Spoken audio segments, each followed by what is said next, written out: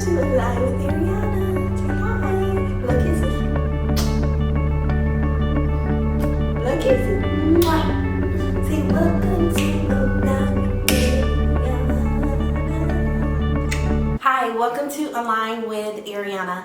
I am Ariana, of course, your favorite psychic medium. I am able to go beyond the veil of life and death to connect with spirits that are sometimes nice and sometimes not so much. Now, my content is very real and very true, so enter at your own risk. I'm going to get into this version of Tell My Story of Josie Harris. I chose to connect with her spirit and she does have a lot to say. So let's go ahead and get into this Tell My Story of Josie Harris, the ex-girlfriend of Floyd Mayweather. So connecting with her spirit is actually very gentle. She's very gentle. She's very soft. It's a couple of things that she wants clarity on and she wants people to understand about her. She wants people to know that she was a good, loving individual. She was a good, loving person. She loved to sing, dance, and act. She's saying that her life was that she dreamed of being this big actress, that she wanted to actually be known on the big screen, to be an actress across the world. She said that she has appeared in a lot of videos, movies, television shows, and even some commercials as an extra or as an add-in, but she said that she never got her big role. She was actually waiting for an opportunity for that to happen. She is very saddened by what took place, and she is not necessarily in the best place emotionally to accept what has happened. She's saying that it's so much that she wants to say. She's saying that she was deeply connected with her mother, and her mother was her really close friend. Her mother was her best friend. Her mother actually knew a lot of what was going on with her and what had been taking place, but she's saying that she's had a few occasions where she was actually having some type of confrontation or some type of miscommunication issues that were going on with someone in particular. She's saying that she's actually talking about Floyd Mayweather's name, and she's saying that he knew about it. So that she had some confrontation that was going on, and she was not very happy with what was going on. She's saying that there was some type of custody battle possibly, or some type of custody battle case or something that had happened. It was a case that was going on, and she's saying that she felt like she was being followed and being watched a lot of the times during this case. She's saying that her mother was very aware of what was going on, and actually she said that her mother, I think she moved or was getting ready to move with her mother. She was getting ready to move in with her mother or be closer to her family because she felt like there was an issue of protectance. She felt like that she was not going to be protected by who she needed to be protected by, so she said that she was getting ready to move. She's saying that a couple of weeks prior to her death, she had went to sign a court or a case document that was going to solidify the case in moving forward. It was something that was going to push the case and moving forward because she had actually decided to hold off on the case for a very long time, that she decided not to move forward with pressing any type of charges or signing some type of paperwork.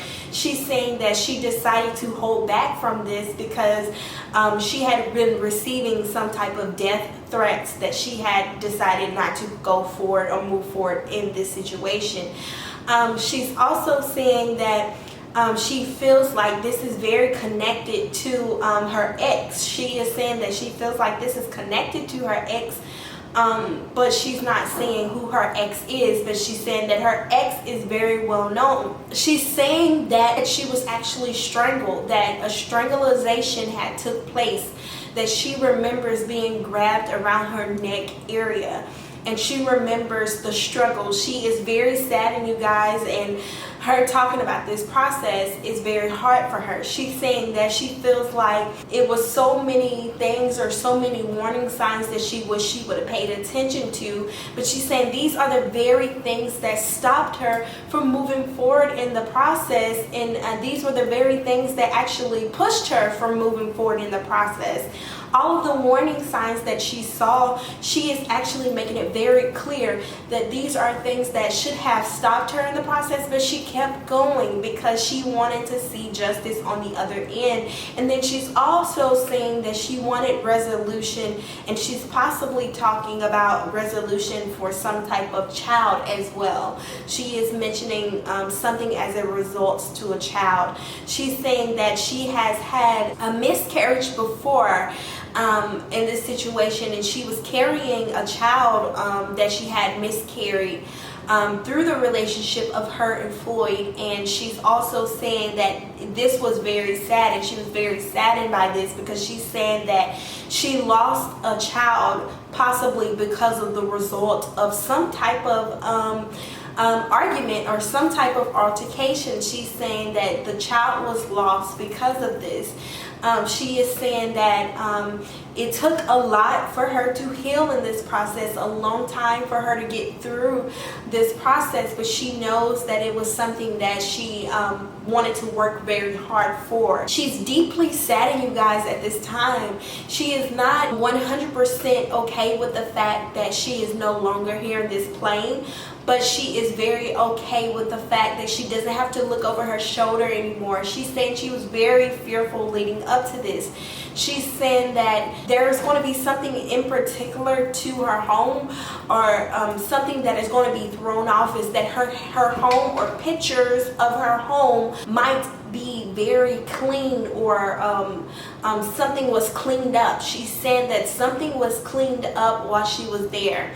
She's showing me images of her neck and some type of her being strangled or connected, strangled around her neck or her throat area.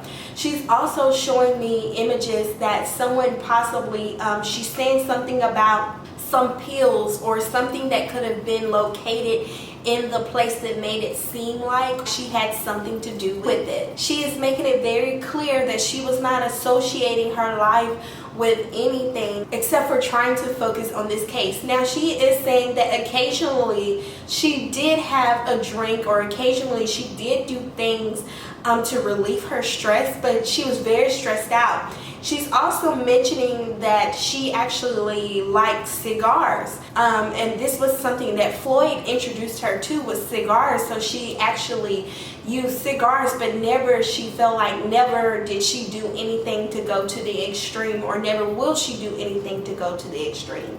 She's also talking about how she had connected with someone that was supposed to be in an entourage. She is making a strong connection to someone that was supposed to be in a group or some type of group gathering that might have been connected to her ex-lover, and she wants to clarify that she feels like that all of this was a setup. She does not feel like any of this was something that just tragically happened. Matter of fact, she knows that this was planned, this was organized, and this was constructed for her.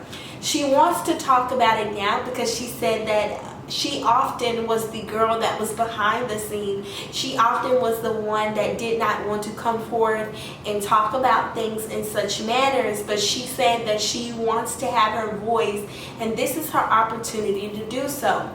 She's saying that her LA apartment, or something about an apartment that she had in LA, or she's mentioning that an apartment, she had some type of apartment possibly in LA or Las Vegas. She's talking, is either Las Vegas or LA that she's talking about.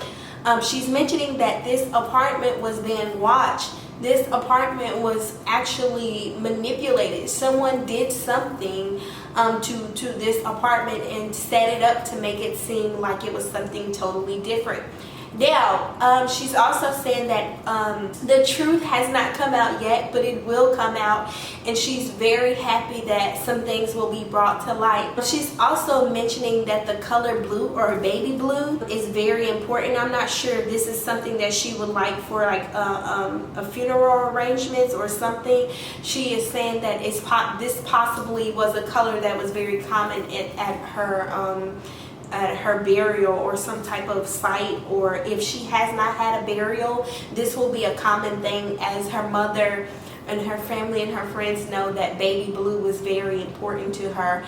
She's also saying that she had possibly a baby blanket that was in that particular color that she had kept from the child that she had lost. She's also mentioning that she's very sure that a couple of weeks prior to this situation that she wanted to release and move herself, and she was actually going to relocate with her family, but she couldn't get things completed quick enough, because she's saying that she tried to get everything solidified, and she was actually waiting on some type of approval from her caseworker or attorney for her to get a go-ahead to move, because she's saying that she did not want to like destroy or mess up this lawsuit or some type of case that she did have. She is talking a lot about this case. She's saying this case is connected to a lot of paperwork and a lot of money at the time, and this would have been something that someone would have been afraid to lose, because she's saying that she had the support, she had the backing, and she had enough information to win this particular case. She is not backing down from her truth. She's actually telling me right now that she's very grateful that she was able to talk about it and have the strength to move forward. She's saying that she was strangled and she was choked. She's saying that her body felt this weird shock and that her hair was all over the place. She's describing some things, and she's also describing that she never felt so much fear because she thought that she could trust this particular person that was close to her, but she feels that this person was paid to do this, or this person actually was sought out to do this. She's also saying that her connection to reveal these things is very important to her, because her soul needs this to clear her subconscious or clear her thoughts of dying, of being separated from this realm. She is very clear about what took place. She is not happy, and she wants to make sure that she gives her truth and speaks her voice. She's also saying that she is making connections to some type of paperwork or some type of agreement that was made, or something had came to an ending or closing, and she is very sure that the ending and the closing of this agreement was going to finalize here in the next couple of months. She's also saying she was fighting or doing something as it related to some type of custody. This could be in some type of legal custody or legal hours or something as it relates to a legality issue that she's making a lot of reference to. She's saying this was going to allow her or afford her the ability to move or relocate. This was going to afford her the ability to get a fresh new start. But she feels like that she was completely blocked in a lot of her areas, in areas of entertainment, in areas of finance. She's saying that she started some type of promotion deal with a company where she was some type of brand ambassador for. She actually got this through another connection that she had in the entertainment industry, and she's saying that she became a brand ambassador for this, and she was actually moving forward in her career, trying to grow past that point. She felt very stuck. She also felt like she's talking about her connection with school and how school was actually very important to her, but she's making references to the fact that she felt like she wasn't able to complete it or do something because her life was going into a new direction, but she definitely was going back to focus on that. She said that she wanted to solidify herself and her life and where she was going. She's very proud of her mother. She's talking about her mother a lot, and she's saying that she knows that her mother is with her on this journey and connecting her to her most healing, loving self, that she has been healed, she has been loved and nurtured in this process. Now, I want to remind you that all of this information of connecting with Josie is her spiritual self connecting about her life experience. And she wants to talk about these things to let others hear her voice and hear her sound. May we keep her in our prayers, and may she find the light in her journey. I want to thank you guys for aligning with Ariana.